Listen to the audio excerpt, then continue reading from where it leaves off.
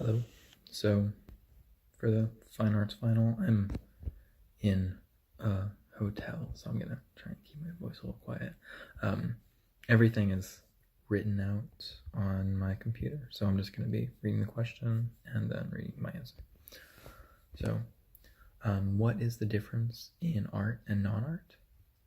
I believe that the difference between art and non-art is that art is trying to communicate something and non-art is not. That is something that is purely subjective to the artist. That is why non-art can be turned into art. But in cases of something that has no underlying message and no one has taken the time to analyze it and make it art, it would be considered non-art. How is seeing art in person instead of in a book different for you? So there's definitely something different about seeing art in person. There's a certain physical aspect of it that cannot be seen like online or in the textbooks.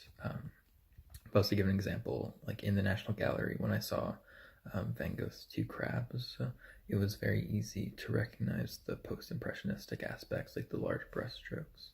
But if I saw it as a printout or a PNG file online, I would not have been able to catch something like that.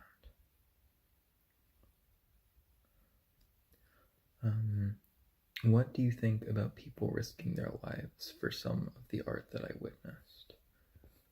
I believe that it is noble to risk your life for the sake of your art.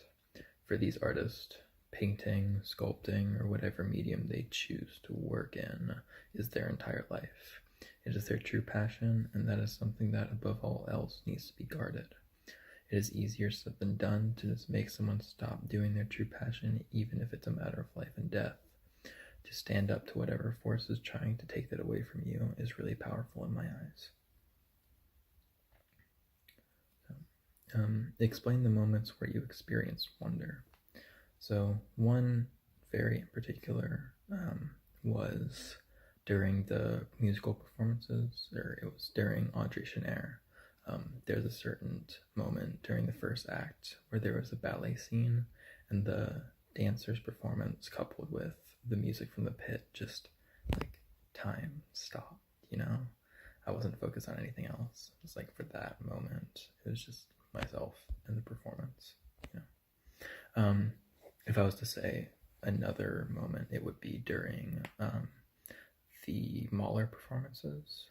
I think there's something about like it was the finale, or their final piece, not the actual finale of the Fifth Symphony, but like just the crescendo and their voices, and there's just something about it that just made me stop and not focus on anything else, and it was just in that moment, in that room. It was just fantastic. How do you think this trip will affect your future? This experience has done multiple things for me, both on the fine arts level and the communication level. On fine arts level, I've always wanted to go to performances like symphonies and operas, and I've had multiple opportunities that I did not take, and now I'm realizing that was not the way to go, because there's something really amazing about live performance that I did not have a sense for in the past.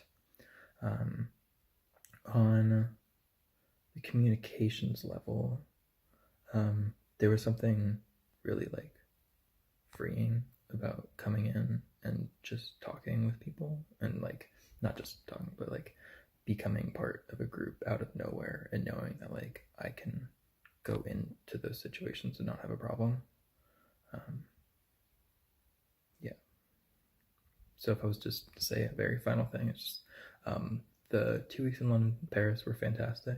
I have nothing but good things to say, and just thank you for everything.